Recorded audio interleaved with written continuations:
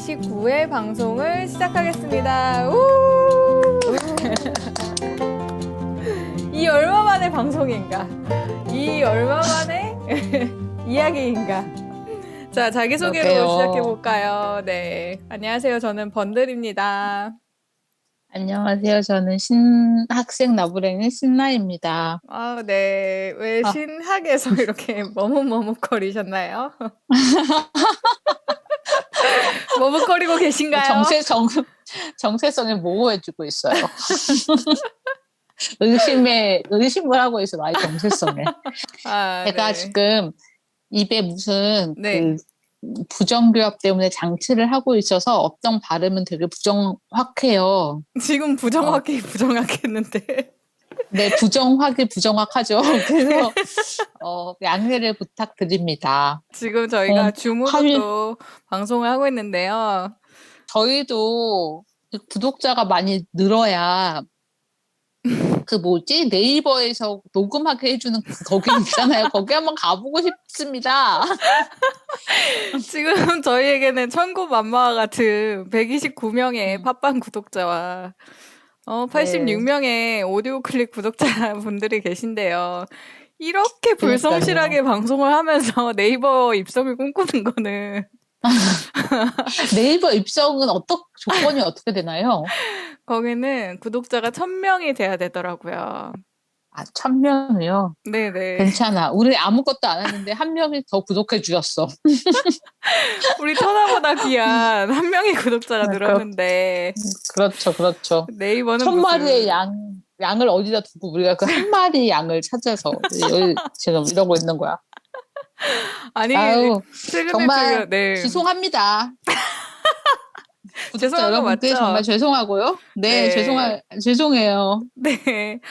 오랜만에 녹음이라. 저희 그러니까 뭔가 댓글 같은 거나 어떻게 소통을 어떻게 하나 이런 것들도 되게 궁금한 것 같아요. 이런 이 방송을 만든 사람들이 막 소통을 어떻게 하는 거지? 이런 게 요즘 좀 궁금하더라고요. 저희는 댓글로 하죠. 네. 댓글 달아주시는 분이 허벅다리요. 네.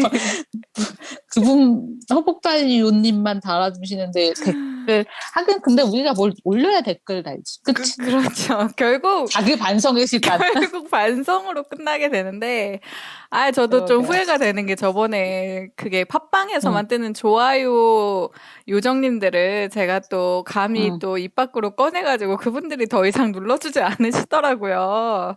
그래서 죄송하더라고요. 제가 익명성을 보장하지 못하고 너무 설레발을 쳐서 이분들이 이제 누르지 않는 건가. 이렇게 또 자기 반성으로. 아닐 거야. 아니야. 맞는 것 바쁘셔서 못 같습니다. 누르셨을 거야. 아니면 손가락이 베었던가.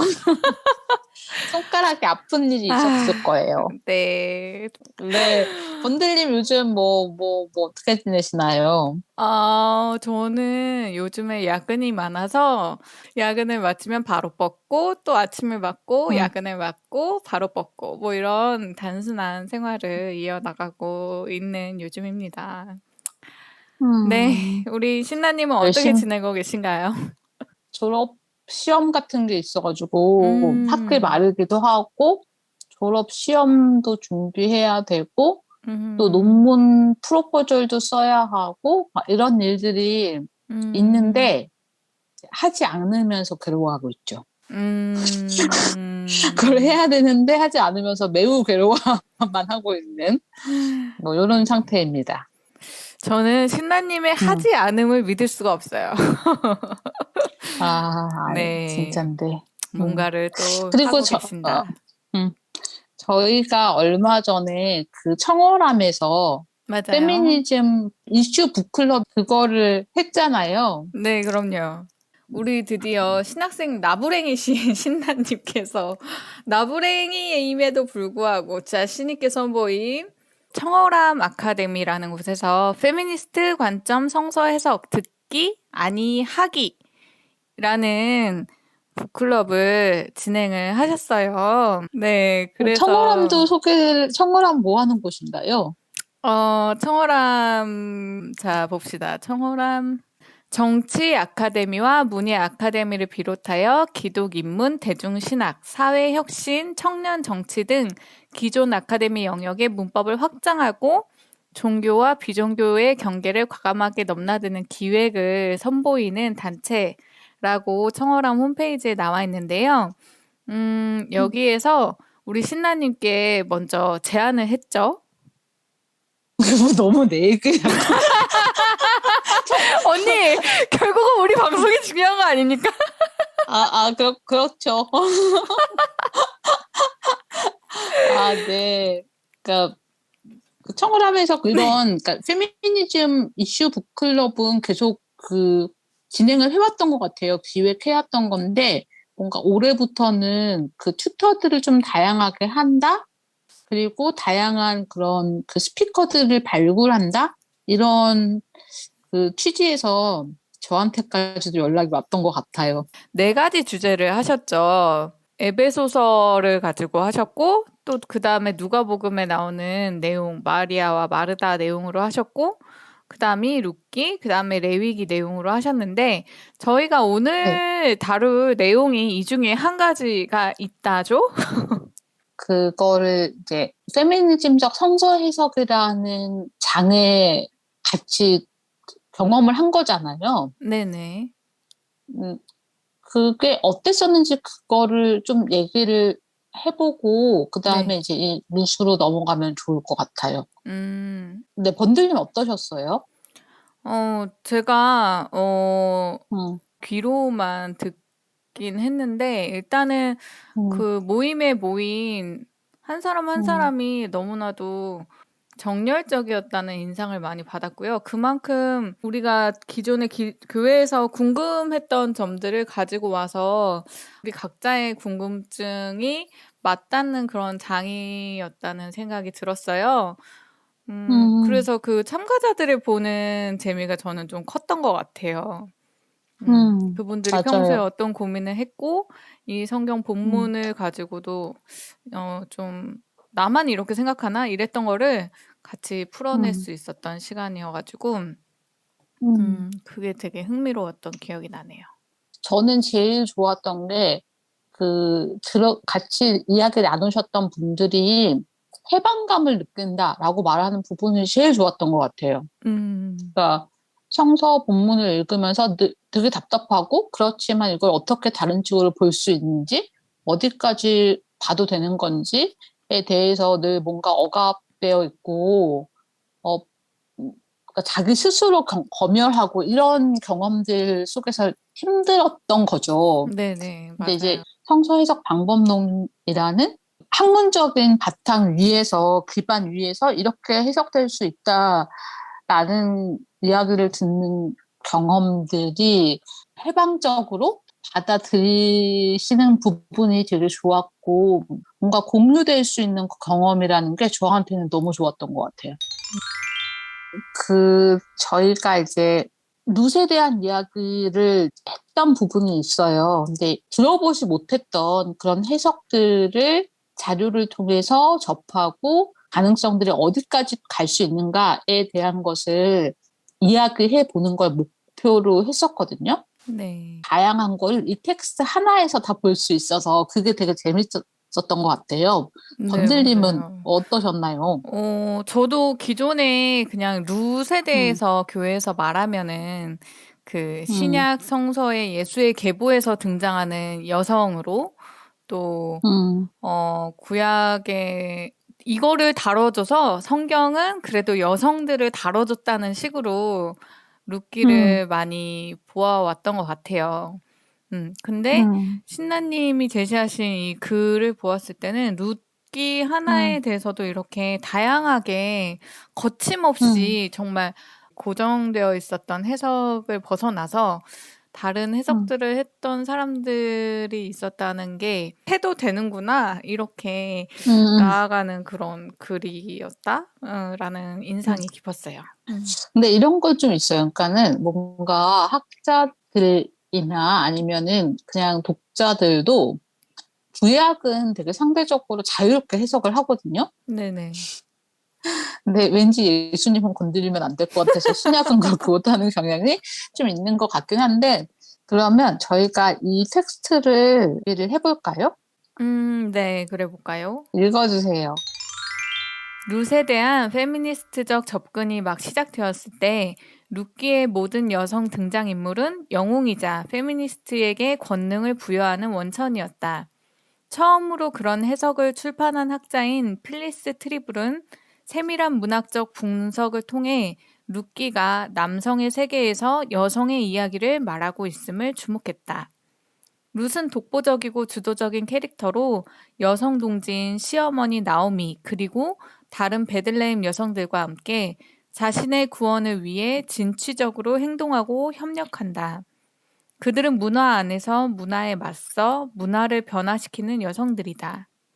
트리블에게 룻은 페미니스트 문학 작품이거나 혹은 가부장제의 여성 억압과 차별에 도전하는 페미니스트적 관점에서 해석될 수 있는 작품이다. 필리스 트리블은 구약, 그러니까 그 유니온, 그러니까 뉴욕에 있는 유니온 티올로지? 에서 그 이제 구약학자로 계셨었고 지금은 은퇴하셨지만, 그러니까 거의 이제 그 1세대 페미니스트 성서학자라고 봐도 무방할 것 같아요. 네. 이제 그 분이 그 여러 가지 이제 구약에 있어서 중요한 해석들을 내놓으셨고, 이분이 아마 제가 기억하는 게 맞다면 이제 수사비평이라는 그 방법론도 엄청 발전을 시킨 중요한 학자인데, 이분에게 이제 룻은 이런 책이었다는 거죠. 그러니까 음, 정말 그냥 정말 이거는 페미니스트 문학 작품이다. 이렇게 보셨다는 거고, 여성 주인공들을 통해서 필리스 트리블은 그러니까 그들의 어떤 주도적인 역할을 주목을 했던 것 같아요. 그러니까 적어도 제가 읽기에는 뭐 이게 그렇게 엄청 그 새로운 건가 이런 생각이 들 수도 있지만, 그 전까지는 학자들은 보아스에게 초점을 맞추지 루시나 나오미에게 그렇게, 그러니까 주인공을 보아스로 만들려고 하는 그런 시도가 훨씬 더 컸던 거죠. 근데 이제 이런 여성 학자들이 그 읽기 시작하면서 여기에 주인공은 야, 씨, 어떻게 보아스냐, 나오미랑 루시지 이렇게 말할 수 있게 된 것도 어, 사실은 그렇게 오래된 건 아닌 거죠. 음, 충격적이게도. 음. 트리블이 이렇게 이제 네. 해석을 시도한 다음에는 많은 페미니스트 이제 학자들이 트리블의 궤적을 따라서 육기에서 여성들이 행하는 중심적인 역할을 강조를 하기 시작해요. 음, 그래서 이제 그러니까 이런 식의, 그러니까 룻과 나오미가 중심 무대에 있고, 오르바와 베들레헴 여성들의 코러스가 이렇게, 그러니까 무대를 생각해 보시면 그 무대, 그러니까 연극 무대 위에 룻과 나오미가 주인공이면, 그 뒤에 이제 그 그리스 연극 같은 경우 뒤에 코러스가 이렇게 서 있거든요. 그 네네. 코러스의 역할을 이제 그 오르바랑 그다음에 베들레헴 여성들이 하면서 그 극 자체를 이제 여성들이 이끌어 간다라고 해석을 했던 거고요. 음, 음, 아델 벌린이라는 학자 같은 경우에는 루타고 나오미가 이제 라헬, 레아, 다말 이런 이제 그 존재들처럼 가족과 국가의 영속을 보장한다고 설명을 합니다. 라헬, 레아, 다말 같은 경우는 룻기에 나오죠. 다말은 안 나오네요. 그러니까 11절에, 아, 4장 11절. 네. 네. 라헬과 그러네요. 레아처럼 되게 해주세요. 이런 게 나오는데, 라헬, 레아, 다말은, 그 마태복음의 네. 족보에서 가져와서 이렇게 국가의 영속을 보장하는 역할을 하고 있다라고 봤고, 이엄 트라우트 피셔라는, 학자는 룻기는 여성의 책이라고까지 표현을 했습니다. 그래서 음, 전반적으로 초기 페미니스트 독자들과 학자들은 이런 루키의 다양한 여성 캐릭터들을 열광적으로 지지를 했어요. 그리고 음, 그 여성 캐릭터들이 오늘날 페미니스트적 투쟁을 지지하는 최초의 페미니스트적 인물이다 라고까지 여겼던 거죠. 이제 음, 루키의 이런 재발견이 되게 많은 이런 이제 그 글들을 쏟아져 나오게 했던 것 같아요. 그리고 이제 이 학자들 가운데는 두 여성 사이의 연대와 사랑의 특별한 결속을 강조하는 학자들도 있었습니다. 일단 이제 룻의 나오미에 대한 충성의 선언이 여성들 사이에서는 보이지 않는 어떤 표현들을 사용해서 독특한 애정 관계를 보여준다고 생각을 했는데, 이제 그 룻이 나오미에게 매달렸다 이런 표현이 나오거든요. 1상 네. 14절에 보면. 근데 음, 그게 이제 히브리어로는 다바크라는 동사인데 언어적으로 굉장히 결속이 강하다는 걸 보여준다라고 봤고요. 그다음에 음, 베들레헴 여자들이 하는 말에서 4장 15절에서 어, 시어머니를 사랑하는 며느리라는 말이 나오는데 그게 아하브라는 히브리어 동사인데 이 아하브는 사랑하다라는 뜻이지만 보통은 남녀 관계 사랑이나 뭐 이런 거에 묘사할 때 쓰이는 동사인데 이게 두 여성의 사랑을 나타냈잖아요. 음. 약간 그래서 성적인 단어인 건가요? 아하바, 아하브, 뭐 이런 게? 그렇게 더 많이 쓰는 거죠. 음, 음, 그럴 때 많이 쓰는데 유대인 레즈비언들이 요 구절을 되게 좋아하고 결혼식 할 때도 전래 용어로 쓴다고 해요. 음, 종종 레즈비언 결혼식에서 사용된다고 합니다. 그렇군요. 시어머니와 네. 며느리 관계에서 사용된 구절을.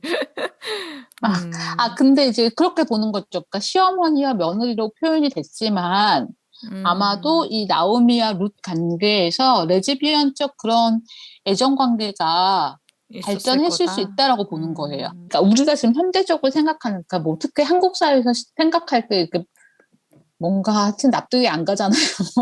뭘 그쵸. 이렇게까지. 음, 근데 그렇게 납득이 안 가는 그런 관계를 만약에 이거를 레즈비언적인 어떤 애정 관계를 생각을 한다면, 그러니까 고대 근동 사회에서는 여성만으로는 생존할 수가 없었으니까 음, 성서에서 레즈비언 관계에 대해서 특히 구약에서는 그런 언급이 없거든요, 거의. 네. 제가 알기로는 없는 걸로 알고 있고 그냥 은유적으로 동물들의 어떤 관계에서는 그 암놈과 암놈 이런 표현이 있다고 알고 있는데 레즈비언적 관계에 대한 언급은 없어요. 음, 근데 그 얘기를 제가 이제 수업 중에 들었을 때 저는 어떤 생각을 했냐면 그러니까 그 고대 근동 사회에선 여성들이 경제적인 어떤 주도권을 거의 가지지 못했다라는 것이 이제 거의 뭐 물론 예외도 있었을 수 있겠지만 그런 사회였잖아요. 그러니까는 그 뭐 아버지가 죽거나 아버지가 죽고 고아가 된 여자,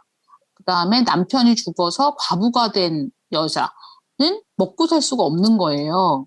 음, 그래서 계속 그 성서에서 고아와 과부를 돌보라는 얘기가 나오는 거거든요. 음, 그러니까 레즈비언이 만약에 그러니까 두 사람이 결합을 한다 하더라도 그 사람들이 그러니까 사회적으로 나서서 자기들을 드러낼 수 있는 경제사회적 구조가 안 됐었을 것 같다는 생각이 들었어요.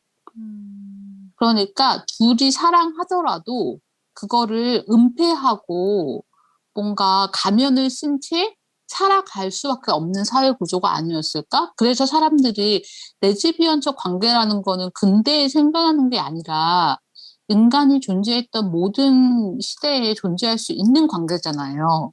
근데 그게 이제 성서에서는 나타나지 않는다는 거는 정체를 드러낼 수 없는 사회 구조 때문에 가려져 있었던 거 아닐까? 이런 생각을 했어요.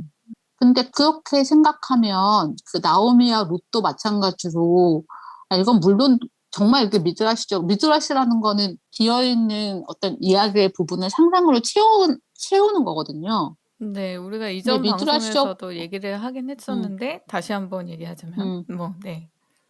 음. 근데 요거 그렇게 보면은 그 나오미와 룻이 서로 사랑하는 관계였지만 두 사람의 어떤 생존을 위해서 보아스를 이용했다. 뭐 이렇게 볼 수 음, 있겠죠. 그 룻과 나오미 사이에 그런 것이 있었을 수 있다. 레즈비언적 사랑이 그렇게 얘기하는 학자들도 있고 또 그 이제 성서에 보면 이런 이제 여성과 여성이 같이 나올 때 예를 들어 사라랑 하갈이라던가 라헬과 레아라던가 한나랑 분인나 같은 경우에는 전형적으로 여성끼리 경쟁하고 반목하는 걸로 그리잖아요, 성서가. 네네. 근데 이제 룻기는 반대로 그 여성들 간에 사랑하고 협력한다. 음. 그래서 새로운 어떤 여성 관계의 어떤 긍정적인 면을 보여준다라는 걸 강조를 하기도 해요. 뭐 이제 일라나 파데스라는 학자는 룻기를 통해서 라헬과 레아의 관계가 수정되고 있다라고 보면서 한 남자를 둘러싸고 라헬과 레아가 막 경쟁하고 라이벌 관계에 놓였었다라면 룻기에서는 두 여성이 한 남자를 조화롭게 공유하는 것으로 수정된다. 이렇게 나오는데 여기서의 한 남자는 이제 룻의 아들 오벳을 얘기를 합니다. 그래서 룻의 아들 오벳을 이제 나오미가 이렇게 안고 키우는 장면이 나오는데 거기에서 그 파데스라는 학자는 서로 엄마가 되려는 경쟁 대신에 여성들의 공동 육아를 보여준다라고 얘기를 합니다. 캐롤 마이어스라는 학자 같은 경우는 루크의 페미니스트적 어조를 주목을 했고 베들레헴 여성들을 어떤 일상의 여성 네트워크를 제공하는 그런 모델을 보여준다라고 얘기를 하고요.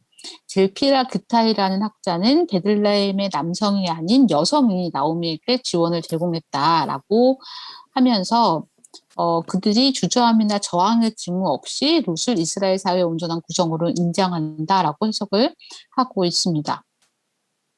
그다음에 그 페미니스트 주의자들은 그 룻기의 언어적 독특성에도 주목을 했는데 룻 1장 8절에 보면 아버지 집으로가 아니라 어머니 집으로 돌아가라고 얘기하거든요. 이것도 되게 독특한 표현이긴 하죠. 나오미가 이제 오르바하고 네. 룻한테 너의 어머니의 집으로 돌아가라라고 몇 번 얘기하거든요. 근데 그 당시에는 어땠는지 모르겠지만, 어쨌든 이게 왕정으로 돌아오면서, 왕정으로 이스라엘이 접어들면서는 거의, 그러니까 아버지의 집이라는 말이 압도적으로 많이 사용되거든요. 근데 어머니의 집이라는 건 사실은 모계사회를 얘기를 하는 거잖아요. 그래서 이 표현 되게 독특하다라고 생각을 하고 있다고 합니다. 근데 이제 어머니의 집이라는 이 말이 룻기에도 나오고 창세기 24장 28절에도 나오고 아가서의 3장 4절과 8장 2절에서 이렇게 발견이 된다고 하네요. 그래서 그 마이어스라는 학자는 이 표현이 단순히 여성의 삶의 영역들뿐만 아니라 혈통을 언급하는 거기 때문에 이거는 여성적 본문이야라고 보고 있습니다. 그러니까 이제 여태까지 언급한 이 학자들은 룻기는 그냥 페미니스트 문학이구나 이렇게 읽은 거예요. 이 성서 안에 페미니스트 문학이 이렇게 정경으로 들어가 있다니 얼마나 놀라운 일인가 이렇게 보는 거죠. 이제 이 학자들이 결국 도달하게 되는 질문은 뭐냐면, 야 그러면 룻기는 여자가 썼나?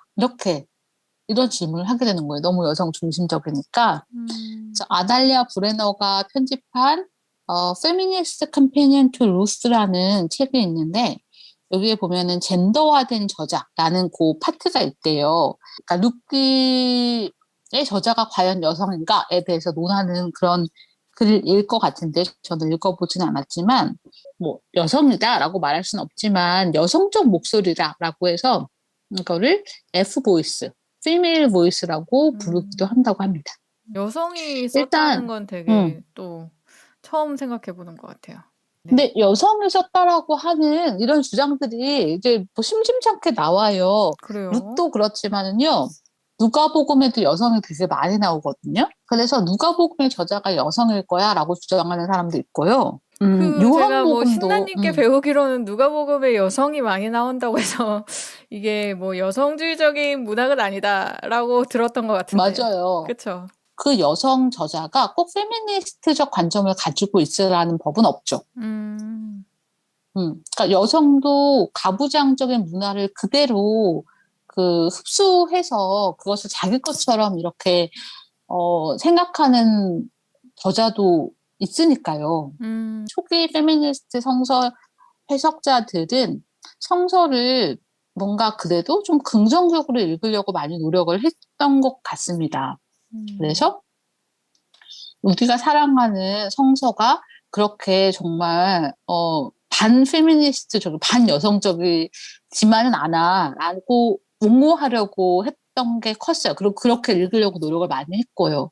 근데 이제 그 다음으로 넘어가면서는 그 텍스트 자체에 대한 어떤 문학 비평이나 이런 것도 굉장히 많이, 그러니까 비평 방법 자체가 발전을 하면서 텍스트를 비판적으로 읽게 되는 이제 경향이 더 많아지는 것 같아요. 이제 에스터 푹스라는 학자는 필리스 트리브를 논박을 이제 비판을 하면서 여성 캐릭터인 루시 가부장적 의지에 맞춰 행동하는 거다라고 주장을 합니다.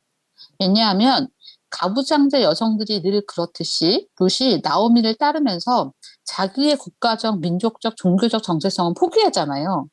그러니까 어머니의 민족이 나의 민족이고 어머니 하나님이 나의 하나님이고 이런 선언을 한단 말이에요, 그쵸. 루시. 네네. 그래서 그 루시 자신의 고향, 민족, 종교를 떠나서 자기의 죽은 남편과 시아버지의 계보를 잇고 있다. 이거는 굉장히 가부장적인 의지에 딱 맞는 거 아니냐라고 얘기를 하는 거죠. 문제는 이야기의 결말에도 이제 나타나는데 쉐릴 엑섬이라는 학자는 룩과 보아스의 결혼과 아들의 출생이 남성의 세계에서 삶을 꾸려나가는 여성의 연대 이야기라기보다는 가족의 영속에 관한 이야기다. 그러니까 이 루시라는 전체 그 내러티브가 어디에 포커스를 맞추고 있느냐 보면은 사실 이 저자는 여성 연대 이야기를 하고 싶은 게 아니라 가족의 영속, 그리고 뭐 집안의 영속, 그리고 결국은 다윗의 출생으로까지 이어지는 그 계보를 얘기를 하고 싶어 한다는 거죠. 근데 그런 식으로 어떤 가족이나 아니면은 뭐 그 집안의 어떤 계보에 있어서는 남성의 존재가 필수적일 수밖에 없잖아요. 그래서 이 이야기를 보면 나오미와 룻이 둘이서 연대해서 둘의 어떤 그 협력과 다른 베들레헴 여자들과의 어떤 그 협력을 통해서 독립적으로 살아가는 것이 아니라 고해를 필요로 하는데 고해라는 게 구원자라는 뜻이거든요.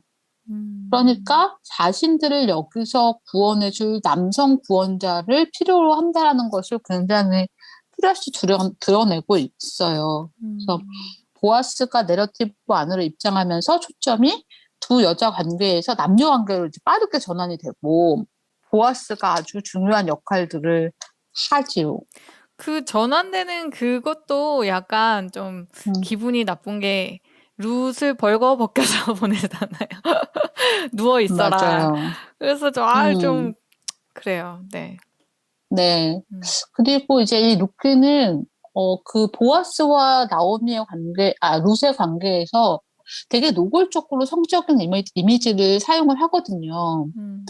여기서 그리고 있는 어떤 룻의 이미지가 자기의 어떤 성적 매력을 이용해서 보아스라는 나이 들고 유력한 어떤 재력가를 룻이 이렇게 막 씻고 이렇게 이거 되게 꽃뱀 딱그 처럼 그리고 이미지잖아요. 그거를 그죠? 시어머니가 부추기고 근데 여기서 최종 음. 승자는 뭔가 보아스 같단 말이죠. 이 헐벗은 룻을 덮어주고 그쵸, 이렇게 그쵸. 네네 뭔가 집안에서 보아스는 잘 처리를 너무 하고 그러니까 젠틀 아무런 욕망이 없었던 아주 젠틀하게 젠틀하고, 예 나이스한 어떤 그런 그쵸. 사람이었는데, 이 나오미랑 룻이 이렇게 막 계략을 꾸며가지고, 이 순진한 보아스를 아침 꼬드겨서, 드라마야 아침 어, 드라마.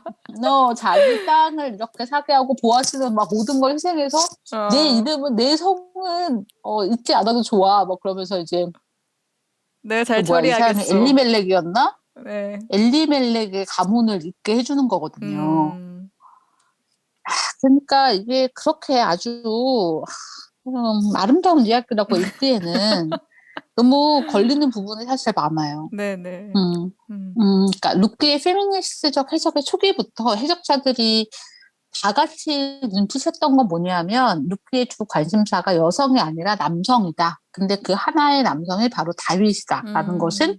다 지적을 해왔습니다. 그런 것 그래서 같아요. 모다 듣고벤 피시베인이라는 사람이 요거 좀 읽어주시겠어요? 네.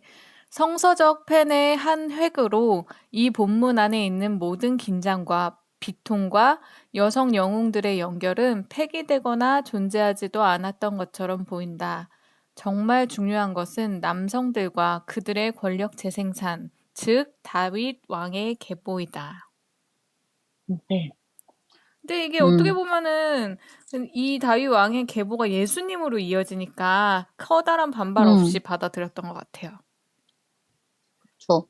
그러니까 이제 뭐 예수까지 가지 않더라도 사실 이 루스에 쓴 사람은 예수가 올지도 몰랐을 테니까. 음, 근데 적어도 우리가 뭘 알 수 있냐면은 이 룻기가 다윗 이후에 나온 책이다라는 건 알 수 있죠.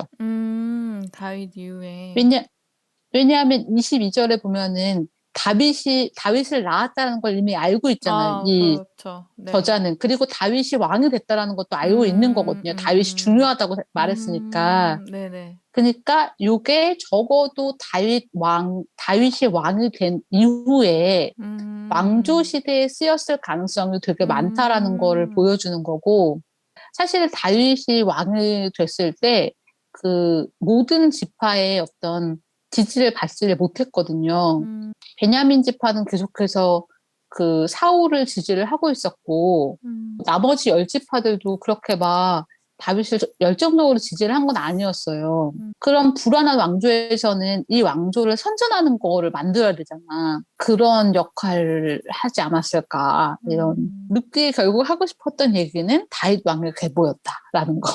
음, 룻은 아름다운 이야기여야만 했을 거예요. 다윗 왕조를 포장하기 위해서는. 음. 다른 이제 그 읽기에 대해서 소개를 해볼게요. 네네. 어, 이 룻에 대한 또 다른 측면의 읽기는 룻에 대한 나옴의 태도와 관련되어 있습니다. 일단 그 베들레헴 남자들이 룻을 라헬과 레아의 비교를 했잖아요. 4장 11절에 보면. 네네. 근데 바네사 옥스라는 학자는 그 룻을 빌하와 질바, 즉 라헬과 레아의 하녀들의 비유를 합니다. 마지막 장면이 어떤 이상적인 공동육아나 여성 연대가 아니라 나오미에 대한 룻의 착취가 노골적으로 표현되는 순간이다라고 말을 해요.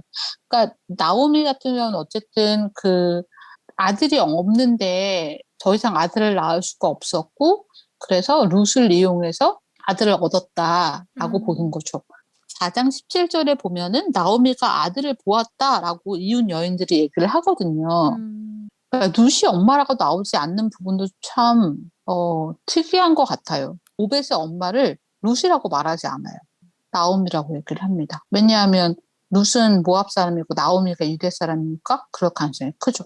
비슷하게 다나 포엘과 데이빗 건이라는 사람도 나오미가 사랑이 많고 이타적인 시어머니와는 거리가 멀다고 보고 있는데요. 그 나오미가 그 아들들은 다 죽은 채로 모압의 며느리들만 데리고 들어간다는 것도 사실은 민망한 일이었을 면이 수도 안 있을 것 서는. 같다. 음, 그럴 수 있을 것 같다는 음, 생각이 들더라고요. 왠지, 근데 그게 다 이제 어쨌든 실패로 끝났잖아. 그러니까 하나님께서 자기를 저주했다라고 생각하는 면도 저는 나오미가 어, 있는 것 같거든요. 그럴 수도 있겠네요, 그래서 진짜. 자기 이름을 이제 나오미라고 부르지 말라고, 뭐, 마라.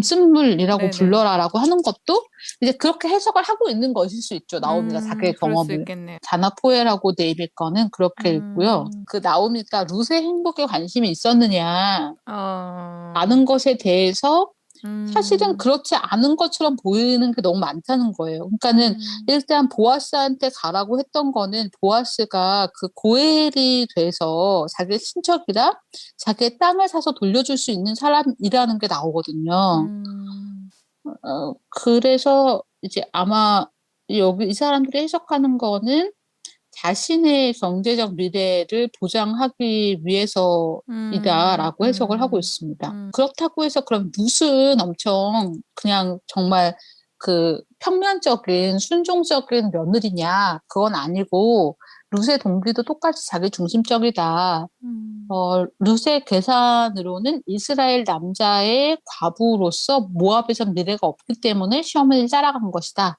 이렇게 음, 해석을 하고 있습니다. 이런 식으로 어떤 여성 자체를 그 네. 평면적인 어떤 정해진 역할을 수행하는 존재가 아니라 욕망과 자기의 생존과 그런 걸 위해서 주체적으로 계산하고 행동하는 존재로 그리고 있다라는 면에서는 이 포엘과 건의 해석이 되게 매력적인 면이 있습니다. 우리가 꼭 여성은 착해야 한다라고 생각하잖아요. 네.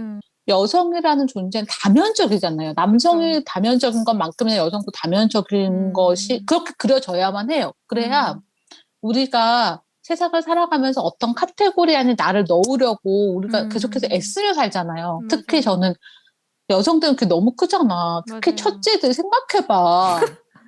눈물이 나려한다. K 장녀는 정말 차분히 여기서 돌아있다고. 그러니까 이제 이분법적인 카테고리가 외부에서만 작동하지 않고 내부에서 작동하기 때문에 내가 이렇게 행동하는 거는 괜찮은 걸까? 이것이 내가 배워온 거랑 다른데 그러니까 사람들이 얘기하는 어떤 착하고 뭐 정숙하고 성숙하고 그런 여자는 이렇게 행동하지 않는데 이런 식으로 나를 계속해서 검열하면서 내가 될 수 없게 만들잖아. 괴롭히잖아요, 우리가. 그쵸. 근데 그래서 저는 이제 그런 나오미나 루시나 이렇게 읽으려고 하는 노력이 그러니까 이 사람들이 다 착하고 좋은 의도만을 가졌어라고 해석할 필요가 없다라고 저는 생각해요. 맞네요. 안 그랬으면 좋겠어. 막 못된 캐릭터, 근데 못된 캐릭터도 있고 그렇게 살아가는 게 인간이잖아요. 인간이란 존재 자체 안에 선과 맞아. 악과 뭐 욕망과 도덕과 이런 것들이 다 혼재되어 있잖아요. 그쵸. 그런 존재로, 살아있는 존재로 읽었으면 좋겠다. 그리고 우리가 그런 것도 우리가 그냥 수용하고 받아들일 수 있었으면 좋겠다라는 생각이 들어요. 네네. 그러니까 제가 이제 아까 전에 누가복음 본문에 죄인에 관심이 요즘 있다고 했잖아요. 네네.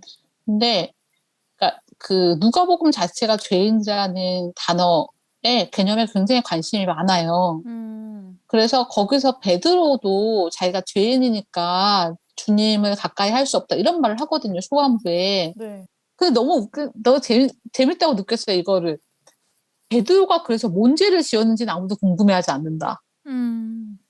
그냥 베드로가 의뢰 교회에서 나는 죄인입니다 하듯이.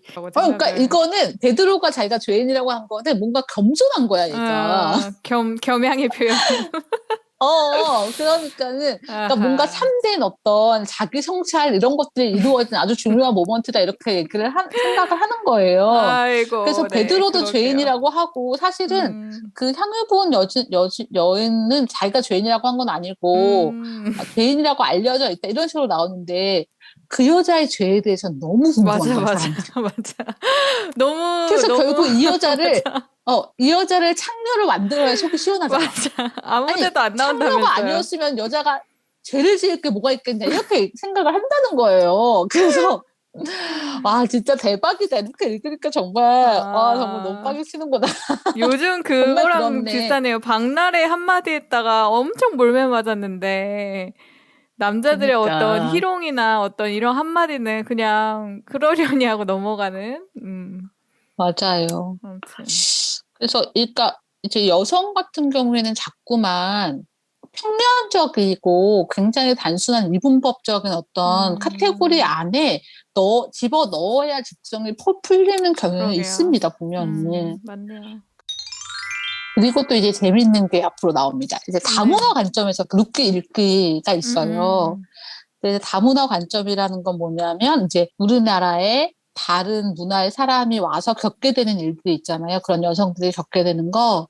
그런 것들을 이제 다문화 관점에서 읽기. 그런 경험을 한 사람들이 룻기를 읽을 때는 어떻게 읽나라는 게 다문화 관점인데요. 주디스 맥킨레이라는 사람은 룻기를 뉴질랜더의 시점에서 읽어본다고 합니다. 근데 뉴질랜더에는 마오리족도 있고, 그 다음에 이제 백인들도 있잖아요. 네네. 근데 이 사람은 마오리족은 아니고 이제 지배적인 문화의 구성원으로서 읽었다라고 보고 있습니다. 백인임에도 불구하고 종속적 문화에 대해서 굉장히 예민한 사람인데 그런 경험을 했던가 봐요. 그래서 맥킨레이는 모압인인 룻이 이스라엘에 동화되고 변화하는 것이 불편하다라고 합니다. 베들레헴 사람들이 룻을 완전히 받아들이지 않았을 가능성을 제기하는데 나오미가 아기 오벳을 안고 어머니 노릇을 하고 베들레헴 여인들이 나오미가 아들을 봤다고 말하는 것 자체가 나오미의 아들은 순혈 이스라엘인으로 인정이 되고 그래서 이 책이 식민지적 에토스를 드러낸다. 그러니까 그 하위 문화로 생각되는 모압 여성인 어떤 룻이 완전히 받아들여지지 않은 것들이 이제 텍스트 안에서 드러난다라고 보고 있어요. 그리고 브레너는 룻을 현대 이스라엘에서의 이주 노동자의 시점으로 읽는다고 합니다. 어, 실제로 이제 브레너는 이스라엘의 이주 노동자로 갔던 것 같아요. 그들은 하찮은 일을 전전하고 거의 보이지 않게 되죠. 브레너는 이런 경험을 이스라엘의 외국인 혐오라고 부르고 있습니다. 포스트 심했을 사회로의 완전한 통합이 거의 불가능하지만 그래도 이주 노동자들이 자리를 잡는 유일한 방법은 결혼인데 그 브레너는 룻을 나오미의 외국인 노동자로 그리고 있어요. 그래서 룻은 비자발적으로 나오미와 동행하지만 결국에는 이스라엘 사회에서 그녀의 입지를 향상시키고 보아스와의 결혼으로 인해 가시성의 수단을 얻는 존재로 보고 있습니다. 그리고 제일 이라는 그 중국계 미국인 성서학자는 룻기를 아시안 아메리칸으로서 자기가 살아가는 경험과 룻의 경험에 비슷한 부분이 있는데 일단 첫 번째로는 영원한 이방인이다. 절대 그들이 살고 있는 문화의 구성원으로 받아들여지지 않는다.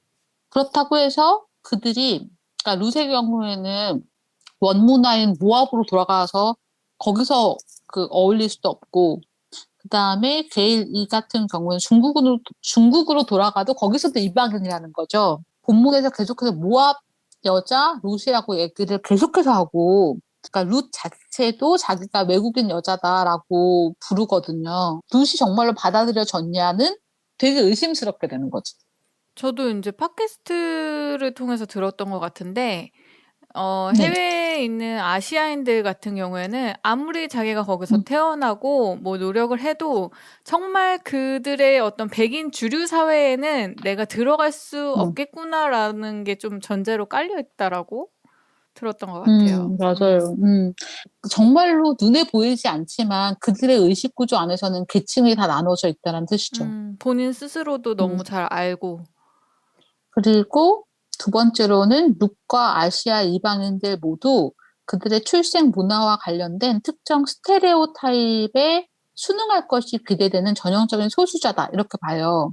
음, 그래서 이게 뭐냐면 히브리 형서에서 일반적으로 외국 여성들, 특히 모함 여성들은 뭔가 엄청 자기의 어떤 성적인 매력을 과시하는 것으로 그려질 때가 많아요. 그래서 이스라엘 남자들을 성적으로 범죄하는 게 모함 여성들이라고 나올 때가 되게 많거든요. 이것도 동양 여성들 대하는 유럽 사람들 같네.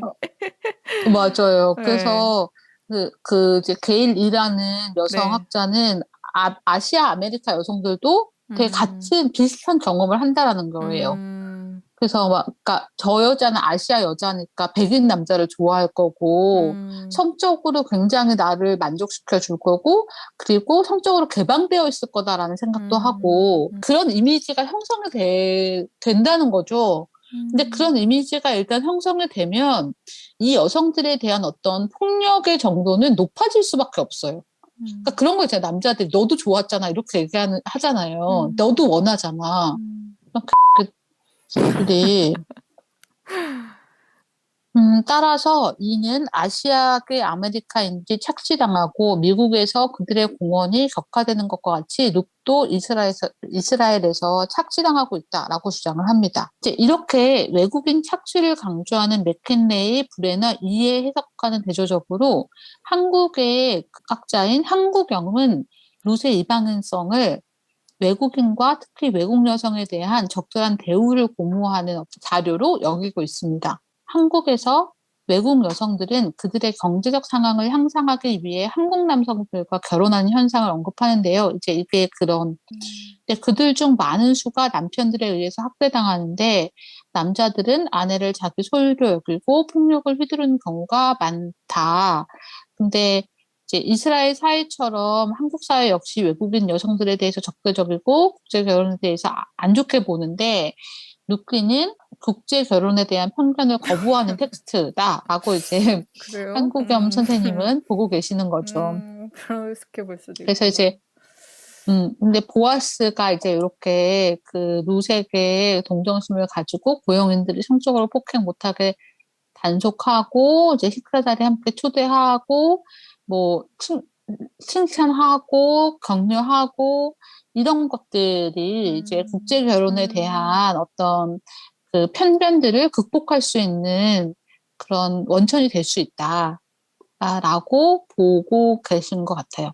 한국경 선생님도 이제 저도 다른 논문에서도 보기도 했는데 어떤 본문을 해석을 할 때, 그것을 듣는 사람들에게 우리가 이제 선포를 하게 되는 경우들이 있잖아요. 그 선포의 자리에 앉아 있는 사람들에게 그 본문이 힘을 줄 수 있는 방식으로 해석되는 게 저는 되게 중요하다고 생각하는데, 이런 식의 해석도 뭐, 네, 가능하겠죠. 네. 근데 이제 제가 좀 불만인 것은 보아스에게 너무 의지해야 된다는 거예요. 그러니까 보아스가 친절한 사람이어야 하잖아요. 그쵸. 그러니까 남편이 좋은 사람이어야 하잖아. 엄청 좋은 사람. 그러니까 그렇죠. 그거는 근데 힘이 여성이 있고. 결정할 수 있는 게 아니잖아요. 그렇죠. 어떤 사회적 지위도 있고, 그런 면에서 좀 아쉽지 않은가. 그러니까 네. 이걸 이렇게 해석을 했을 때, 그러니까 가정에서 폭력을 당하고 부당한 어떤 상황에 놓여 있는 그 여성들이 남편을 바꿀 순 없잖아. 그렇죠. 그런 아쉽네요. 생각이 저는 좀 이제, 네, 그래서 조금 아쉬웠던 것 같아요. 마지막으로, 포스트 콜로니얼 페미니스트 해석자들이 이제 어떻게 루스를 읽는지를 보도록 하겠습니다. 네. 포스트 콜로니얼 페미니스트 해석자들은 오르바에게 관심을 많이 가진대요. 그래서 로나 도널드슨이라는 학자는 미국 원주민 시점으로 읽는데, 그렇게 봤을 때 오르바가 진정한 여성 영웅이며 미국 원주민 여성, 특히 체로키 여성의 모범이라고 읽습니다. 식민지 시대부터 체로키 여성들은 그들의 토착 전통과 유산을 침식하는 교혼, 그러니까 식민 지배를 하는 백인들과 이렇게 결혼을 할 거를 강요를 당했대요. 오르바가 그녀의 문화를 유기하고 지배 문화에 동화하라는 압력에 굴하지 않으면서 어, 그녀의 이야기가 이질적인 이스라엘 아버지들에게 동화된 루제 이야기에 대한 반박 내러티브로 작동을 한다라고 봅니다. 그래서 그 포스트 콜로니얼 페미니스트 독자들은 오르바를 통해서 제국주의적인 주해에 저항하고 원주민과 토착민족들에게 권능을 부여할 수 있게 해준다라고 읽고 있습니다. 룻기가 쓰여지는 문화에서의 지배적인 문화는 이스라엘 문화인데 그 룻기라는 여성을 데려다가 이스라엘 문화에 순응시키는 과정이잖아요, 이게. 그렇죠. 근데 오르바처럼 이렇게 선택할 수 있다라는 어떤 모델을 볼 수 있게 만들어주는 것 같아요. 또 다른 포스트 콜로니얼 페미니스트 학자로 무사두베라는 그 학자가 있는데요. 무사두베는 워낙에는 신약 학자인데 구약 룻기에 대해서 썼나 봐요. 그래서 보츠나와인의 시점에서 자신을 오르바와 동일시를 합니다. 그리고 오르바와 룻 사이에 오간 편지를 상상하면서 모압의 다른 역사를 제안을 하는데요. 각각의 편지에서 나는 오르바, 그녀의 어머니의 집과 그녀의 신들에게로 돌아온 자라고 시작하고 맺고 있습니다. 이 편지에서 오르바는 그녀의 동생 룻에게 모압 국가의 역사와 자신 가족의 연대기를 말을 하고 있는데요. 두베는 그 둘을 모압의 에글론 왕의 딸들로 밝히고 있는 룻 알 2장 9절에서 상상력을 확대한대요. 근데 제가 룻 알 2장 9절이 뭔지는 잘 모르겠는데 아마 이게 룻기의 어떤 다른 판본이거나 이럴 것 같긴 해요. 근데 거기서는 아마도 이 룻과 오르바가 그 모압의 에글론 왕의 딸들이었다라고 말을 하나 봐요. 근데 오르바는 룻에게 그들의 아버지 에글론은 엘리멜렉과 그의 가족을 환대해서 가뭄에서 구했던 일, 오르바와 룻이 어떻게 엘리멜렉의 아들들과 결혼하게 되었는지, 어떻게 그들의 아버지가 돌아가신 후에 말룡과 기럯이 이글론의 아들, 즉 그녀들의 남동생 발락을 몰아내고 그의 왕위를 찬탈하려 했는지를 상기를 시킵니다. 그러니까 이제 이야기를 재구성을 하는 거죠. 말론과 기럯이 이제 모압의 왕이 되려고 발락을 암살을 했지만 그 말론과 기럯도 경호원들에게 죽임을 당했습니다. 두배의 창조적 해석에 따르면 오르바는 룻이 그녀의 시어머니 나오미와 남는 걸 허락을 했는데 나오미가 그들 모두에게 엄마 같았고 특별한 관계가 그 둘 사이에서 발전했기 때문이었어 라고 말하는 거죠. 그러나 오르바 자신은 자신의 어머니, 민족, 유산에게로 돌아온 것이 좋은 선택이었다고 말하는데 나오미처럼 오르바와 룻의 어머니도 과부였고 그래서 누군가는 돌봐야 했어 라고 말하는 그런 책을 썼나 봐요. 무사도배가. 그러니까 이런 식으로 이제 그런 오르바 주목해서 오르바의 관점으로 룻을 이제 읽어내는 거죠. 그러니까 식민지역 영향력이 계속해서 남아있는 그 땅에서 살아가는 여성들에게 굴종하는 것 말고 어떤 삶을 살 수 있고 어떻게 자기를 찾아갈 수 있는가를 오르바에서 찾으려고 합니다. 마지막 단락은 번들님이 읽어주시겠어요? 네.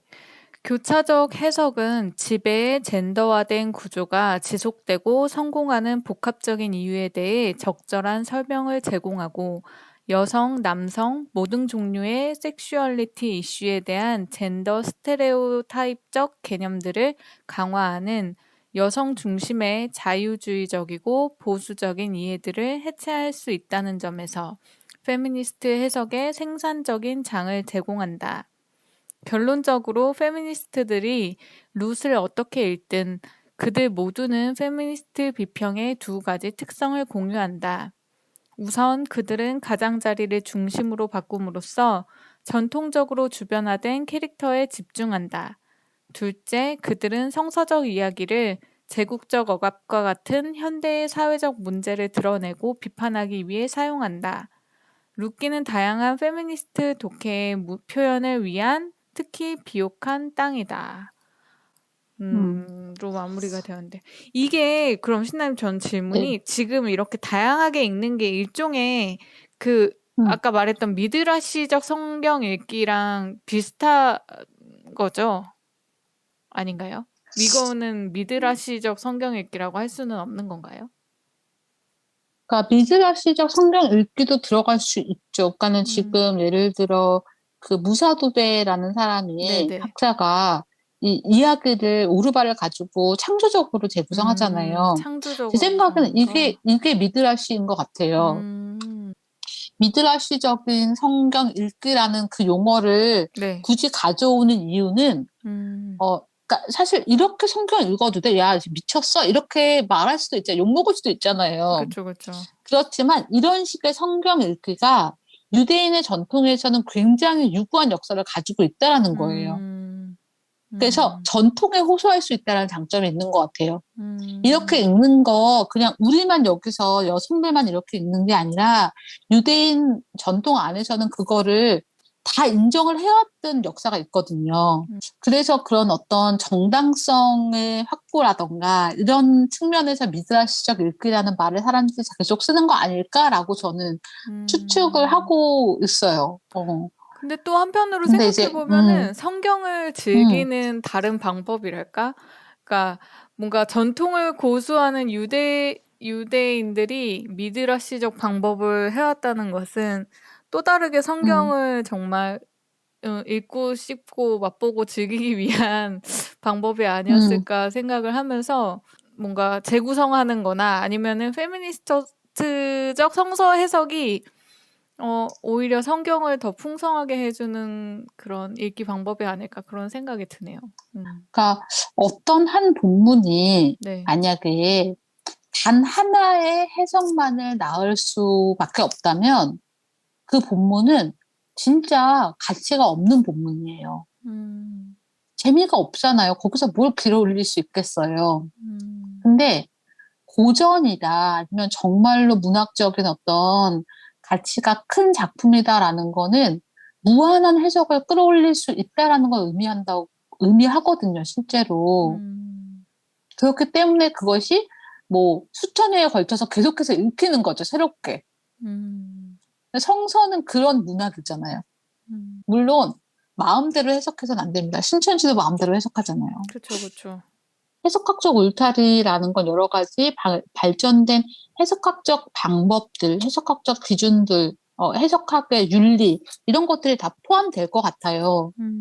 그래서 신천지와 같은 해석은 쓰레기인 거죠, 그냥. 그쵸. 그러니까 사람들을 착취하고 정말 아전인식적으로 정말 말도 안 되게 그렇게 해석해서 사람들을 후리는 음, 이런 해석은 악한 해석이고 틀린 해석, 물론 전 틀린 해석이 있다고 생각해요. 틀린 음, 해석인데 틀린 해석이 아니라 다른 해석까지도 틀린 해석이라고 정죄하는 것은 옳지 않다. 그렇게 음, 말할 수 있는 거는 뭔가 주류를 형성하고 있는 사람들이 그렇게 말할 수 있는 거잖아요. 음, 자신들의 기득권을 유지하기 위해서 음, 다른 해석을 틀렸다라고 손가락질하는 것은 그것 또한 해석학적인 전통에도 맞지 않고 윤리에도 어긋난다라는 음.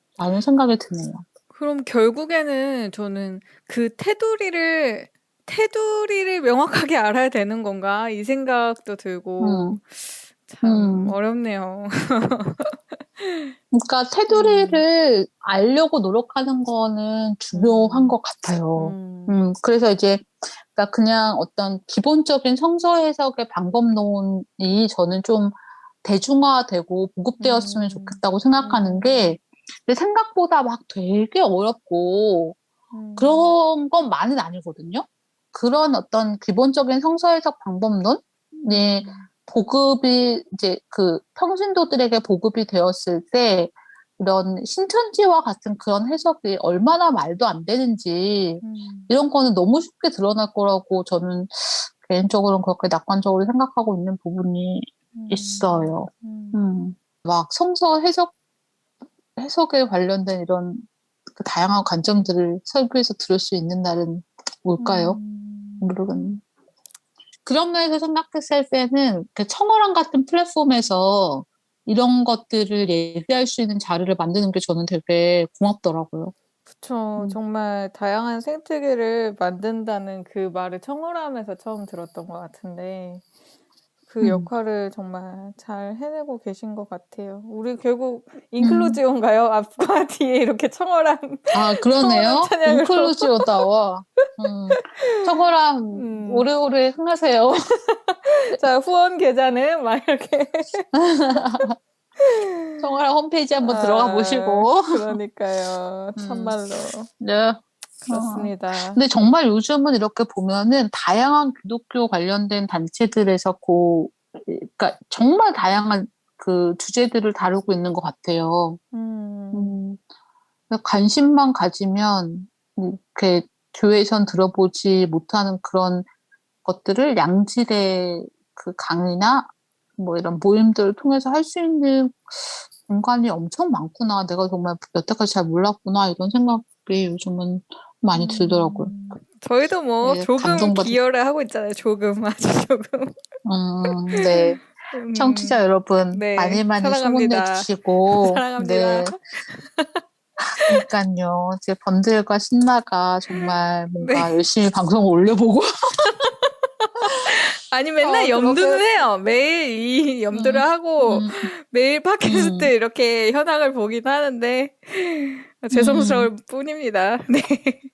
네, 음, 저희가 오늘은 신나님이 하신 강의 내용 중 루키에 관련된 걸 들어봤는데요.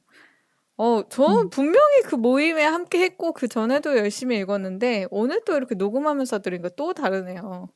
다양한 자리에, 삶의 자리에 서 있는 여성들이 성서를 읽으려고 하는 것, 교차되는 어떤 억압들로 인해서 고통받고 있는 여성들의 해방이라는 목표를 향하고 있다는 것, 그거를 이제 그 기억하시면 좋을 것 같습니다.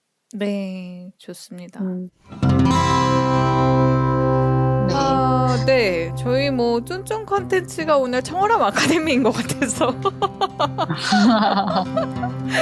어, 음, 저 쫀총 콘텐츠 하나 소개해 드리면 그 창녀 막달라 마리아라는 그 단어에 제가 꽂혔습니다. 그래서 막달라 마리아가 왜 창녀가 됐지라는 생각을 했거든요. 막달라 마리아가 음, 창녀였나?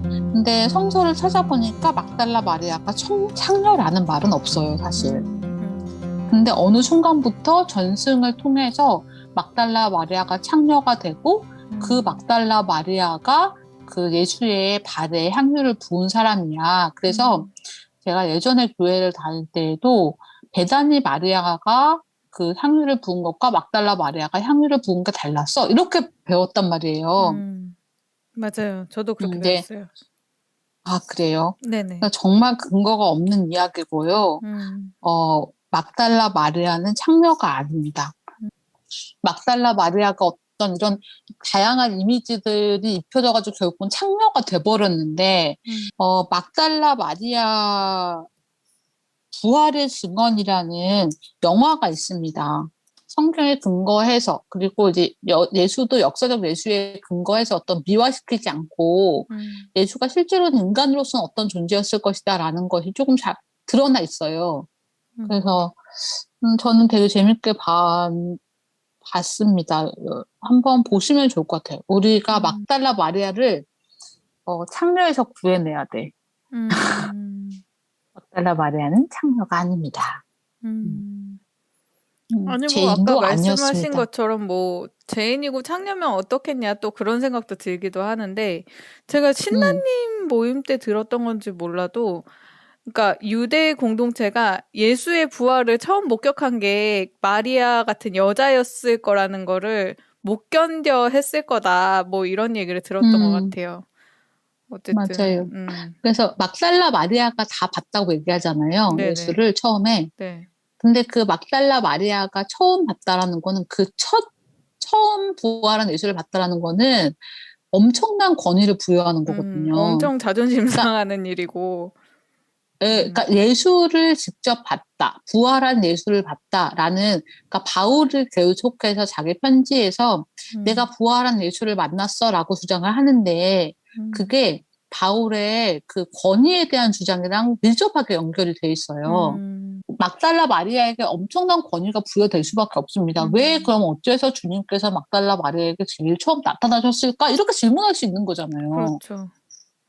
막달라 마리아가 그만큼 중요한 인물이었기 때문에 처음 나타나셨겠지. 이렇게 해석이 될 거라고요. 그러니까요. 근데 이 전승을 억누르려는 그런 이제 시도가 있었을 것 같고, 그래서 막달라 마리아를 일단 창녀로 격화시키고, 죄 많은 여자로 격화시키고, 그래서 뭔가 이런 건 있죠. 그러니까 다른 사도들은 몇 명의 제자들은 예수께서 직접 부르시잖아요. 네. 근데 막달라 마리아는 직접 부르신 건 아니거든요. 그렇지만 어쨌든 분명히 제자로 활동하고 있었던 게 분명한 것 같은데 그런데 막달라 마리아를 이렇게 그러니까 뭔가 이제 막달라 마리아가 죄가 많은 여자다 이렇게 말하는 건 뭐냐면 죄가 많고 뭔가 예수께서 이 여자에게 뭔가를 행하셨기 때문에 그래서 그거에 대한 어떤 빚진 마음으로 예수를 따라다녔을 거야 이런 식의 어떤 인과관계 고리가 형성이 되잖아요. 그러니까 그런 사람으로 만드는 거지. 그러니까요. 그 영화를 보면은 네. 막달라 마리아가 그런 여성 제자들 사이에서 어떤 역할을 했을 거다. 그러니까 예수의 따르미들 중에는 분명히 여성들이 굉장히 많았는데 그 여성들이 어떻게 예수를 따르게 됐을까에 대한 어떤 뭔가 개연성 있는 설명도 좀 저는 주는 것 같아서 한 번도 생각해보지 않았지만 그 당시엔 남자와 여자가 굉장히 막 그런 분리되어 있는 사회였는데 어떻게 따를 수 있었을까? 이런 것도 생각해보게 하고 저렇게 됐었을 수 있겠다 그 상황을 상상하게 만들어주더라고요.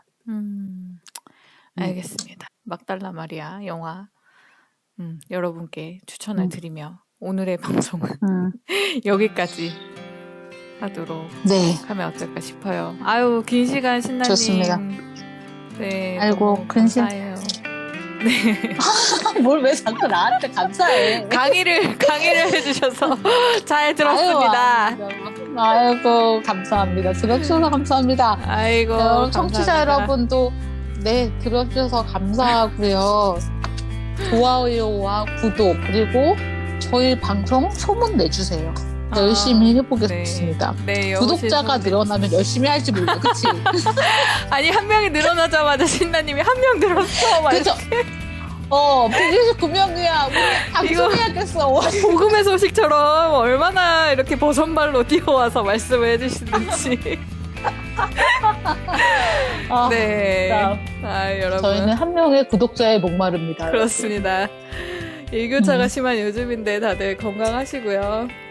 신나님, 네. 다음에 또 조만간 방송을 속히 녹음을 해보죠. 네. 그러죠. 밤들님도 수고하셨고 네. 들어주셔서 감사합니다. 감사합니다. 네. 안녕.